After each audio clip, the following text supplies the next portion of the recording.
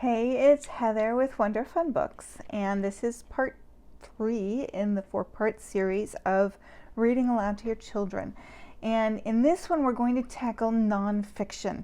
We're going to tackle 2 types of nonfiction. The first type of nonfiction is nonfiction that's written specifically for children.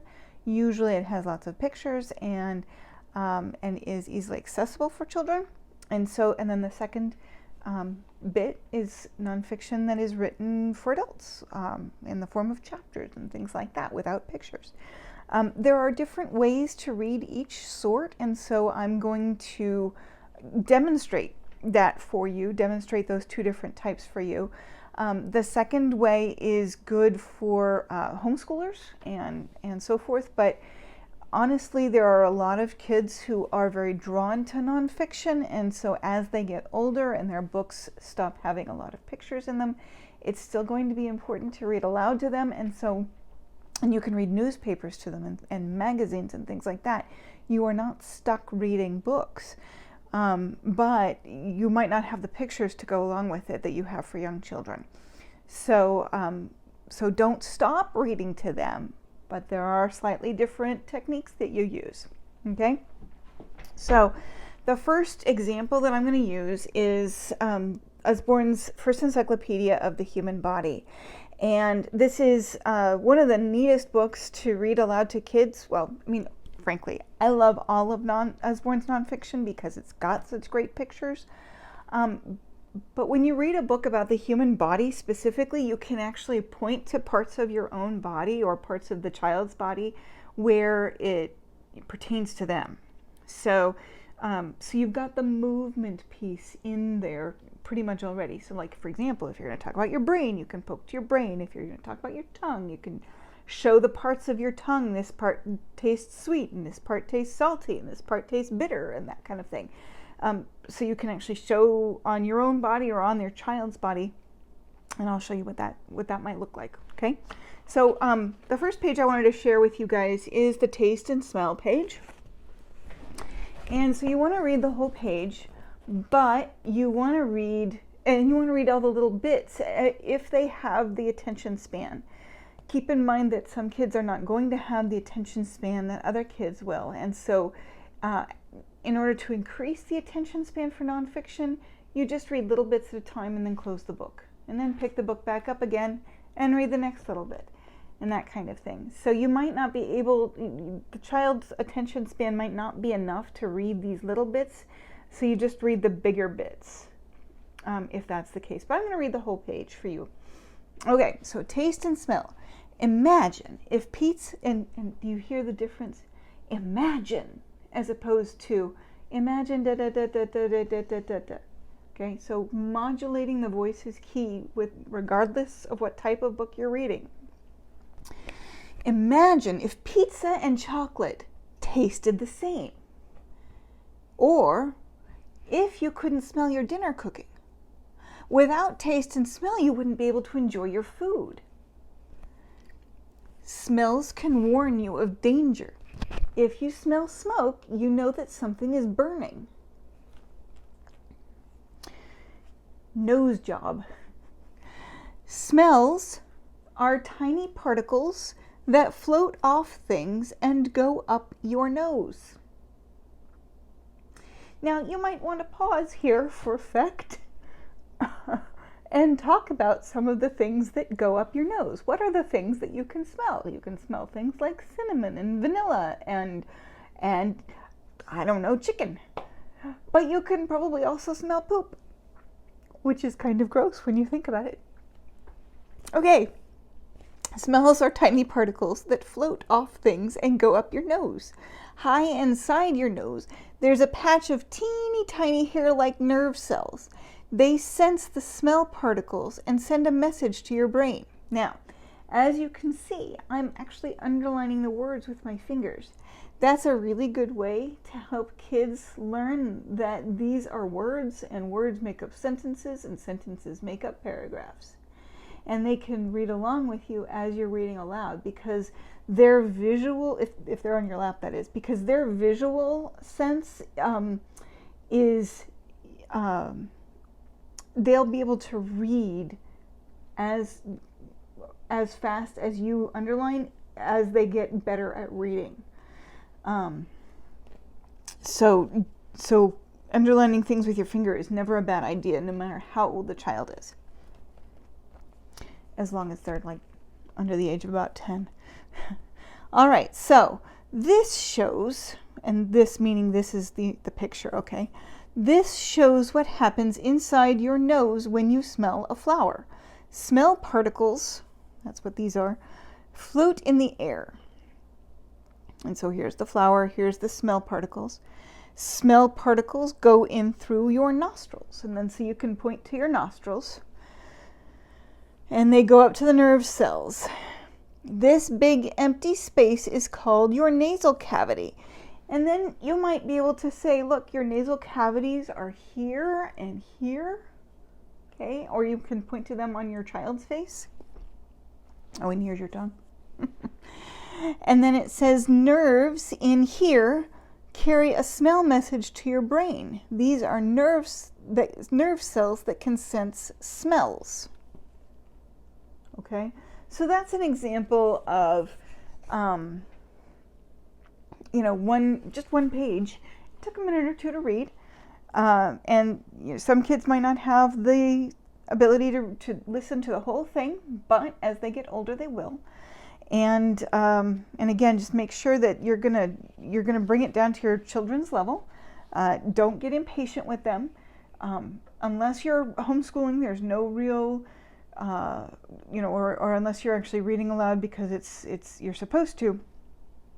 It's no problem if you stop for a little while and take a break. Let them go to the bathroom. Let them get a drink of water. Whatever. Let them color. As if they can move while they are listening, it actually is not a bad thing. So, because it actually helps cement what they're hearing in their brain if they move while they're listening. So, I wanted to show you another way of showing kids about nonfiction. So this is about their body, obviously, and we're talking about teeth, types of teeth. When you're little, you have 20 small teeth. They are called milk teeth or baby teeth. When you're about 6 years old, your teeth start to fall out. Your new bigger teeth take their place, and you will have these new teeth for the rest of your life. Most grown-ups have 32 teeth. Different shapes of teeth do different jobs. And so then you can go through all the types of teeth, but then depending on how old your child is, they will probably have fewer teeth than you do. And so one of the things that you could do while you're stuck on this page about teeth is count each other's teeth. You can even work a little multiplication in there too, because you can divide your mouth into 4 or 2, depending on how complicated you want it to be for the child. And you can count 1, 2, 3, 4, 5, 6, 7. I've had my wisdom teeth out, so I only have 28 teeth. You can count 7 to the middle of one side, and so then you multiply that by 4, and I've got 28 teeth in my mouth. Or you could count the bottom and multiply by 2, or you could count all 28 of them. And then for children, they're going to have somewhere between 20, depending if they haven't lost teeth yet, or if they've regained those teeth that they've lost, they're going to have somewhere between 20 and 24 teeth. And so depending on the child, they're going to have different numbers of teeth at different ages. And if they have a little sibling, they might have, she might have only 8 teeth or whatever. But you can actually go in and say, okay, so these are your incisors, and these are your canines here, and these are your molars, and that kind of thing. So pointing out the parts of your body as you're talking about the body, or pointing out the parts of the flower as you actually are holding a flower, is a really, really good way to read nonfiction aloud to children. Okay, I'm going to read now a bit from the Read Aloud Handbook. This is about the importance of reading. Funny thing. But as you can see, the pages have no pictures on them. So you're going to depend entirely on my voice and the interest of the subject material to hook you. And so hopefully you'll get a few tools from this as well.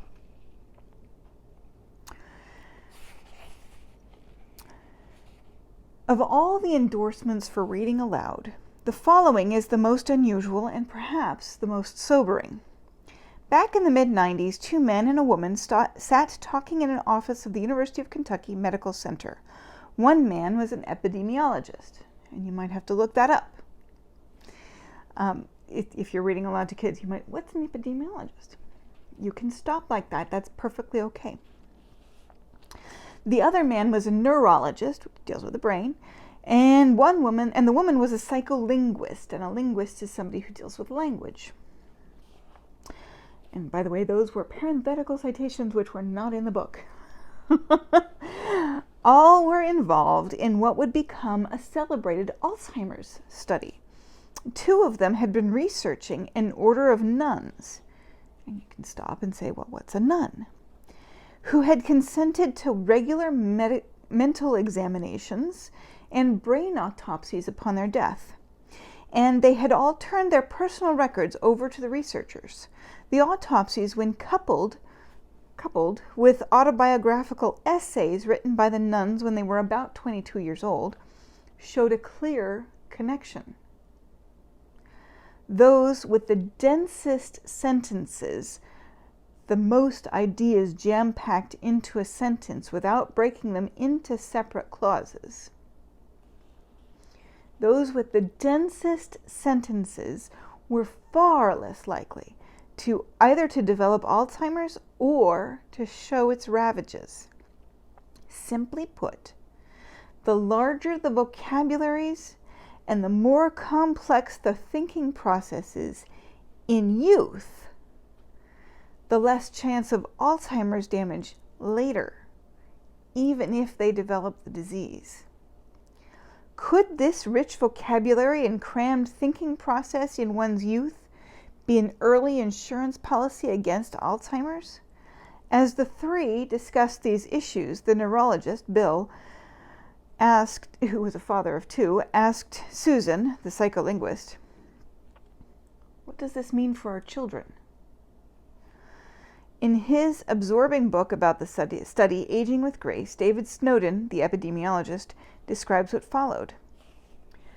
The question caught me off guard.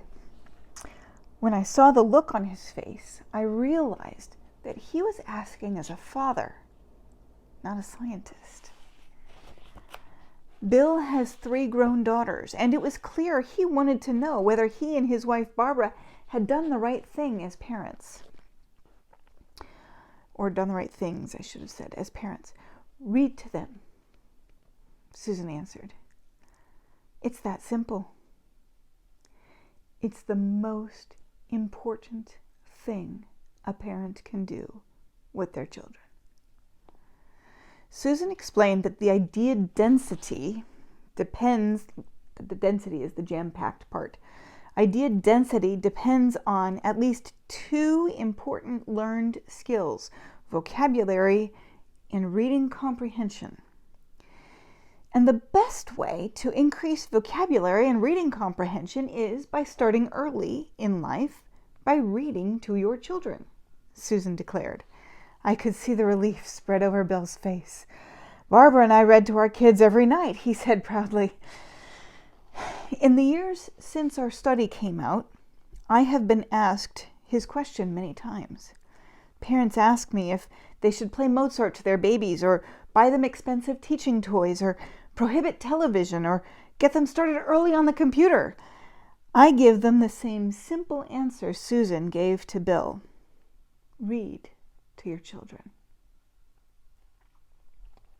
So hopefully that showed a little bit of how you can read nonfiction to your children, no matter how old they are, no matter what kind of nonfiction it is, and make it still interesting to your kids. So if you have any questions, please feel free to ask. I'm available, and I can certainly help you with that. Thanks for watching. Happy reading.